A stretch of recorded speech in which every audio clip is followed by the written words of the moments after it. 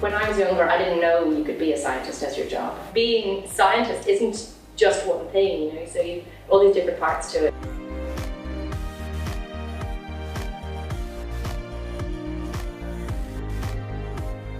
I'm an officer in the Irish Navy.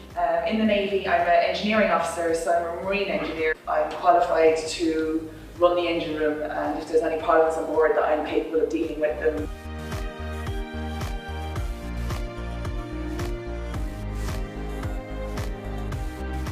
I'm not only doing defense, I'm also doing homeland security stuff and technology you use for that.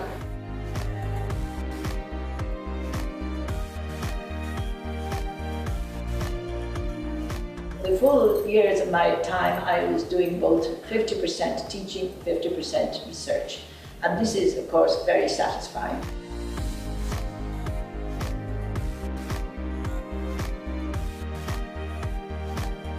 Chemistry is everywhere. Everything, this is chemistry. And natural substances, they are chemistry.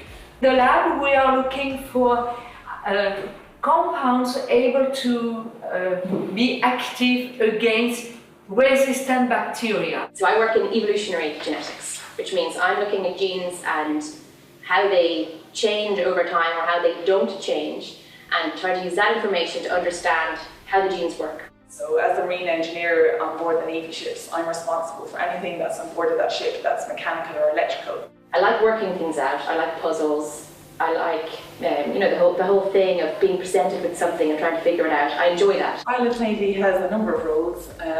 Obviously the first big one is protection of the state and of Ireland, and we patrol all the territorial waters. I might spend most of the day reading, because one of the things you do is you're reading about the work that other people are doing, and from that you get inspiration and you get ideas, and you also know what's already been done because you want to kind of build on what's known. You don't want to necessarily repeat something that's already known.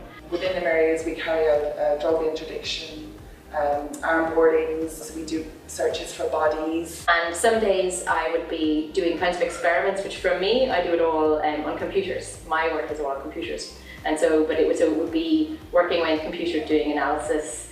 And some days, you know, you're just trying to kind of come up with ideas. So you might even be kind of pottering around a little bit, and that still counts. I did German and I did biology. But then I decided to do biology in university, and physics actually. And biology is much more straightforward, you know it or you don't know it. So it's not about writing big texts, it's about doing experiments, actually doing something. You see, I began with maths and physics, organic chemistry, and some bio and molecular biology. Always be interested by different things. I did really like science in school, but it wasn't the only thing I could have done.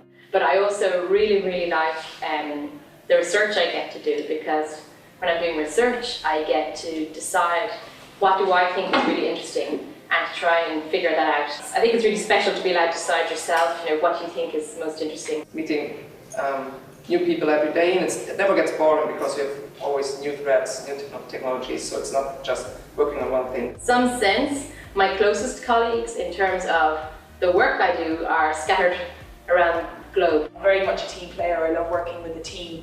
And when you're working with a team and a problem comes up and you have to sit down and you have to figure out how you're going to solve the problem, and then once you come up with a solution to the problem and you manage to fix it and everything's back running as it should be again, it's definitely the best part of the job. We're forced to team up with other scientists and people from other nations.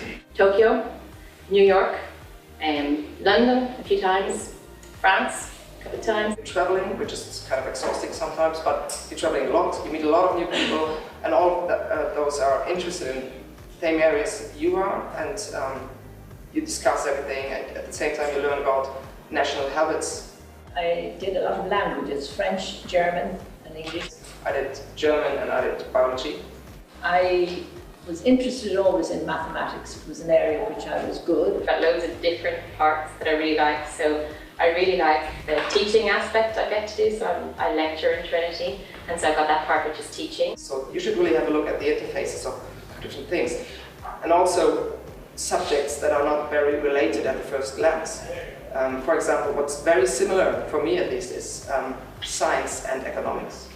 because science is what makes our economy go and grow, and that's very related. The pharmaceutical industry here in Ireland, we cultivated that industry over 30 years, and now it is producing results for the country. Ireland is very capable of having all these renewable energies. It's seen as a focus for renewable energies, and we're trying to promote that within Ireland so people are aware that Ireland is so capable of producing these.